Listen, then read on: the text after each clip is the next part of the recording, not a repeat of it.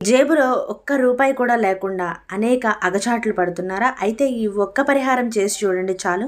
మీకు డబ్బు అనేది వర్షంలాగా కురుస్తుంది. ఆ లక్ష్మీదేవి అనుగ్రహం ఇట్టే కలుగుతుంది. దీనిలో ఒక చిటికెడు పసుపు, చక్కగా చిటికెడు పసుపు ఈ గల్లు ఉప్పు మీద చక్కగా పైన వేయండి. చక్కగా కనిపించే విధంగా వేయండి. అలాగే చిటికెడు కుంకుమ కూడా తీసుకొని చాలా చక్కగా పైన వేయండి. అలాగే గంధం, ఈ గంధం సువాసనకి లక్ష్మీదేవి ఎక్కడున్నా ఆకర్షితురాలై మీ ఇంట్లో కొలువై ఉంటుంది. కాబట్టి గంధాన్ని ఇలాగా చక్కగా పైన వేయండి. లక్ష్మీదేవికి ఉప్పు అంటే ఎంత ఇష్టమో అలాగే మంచి సువాసన అంటే కూడా అంతే ఇష్టం.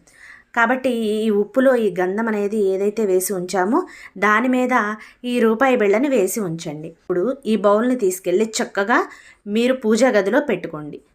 పూజ గదిలో పెట్టుకొని శుక్రవారం కానీ మంగళవారం కానీ ఈ పరిహారాన్ని చేసి చక్కగా పూజ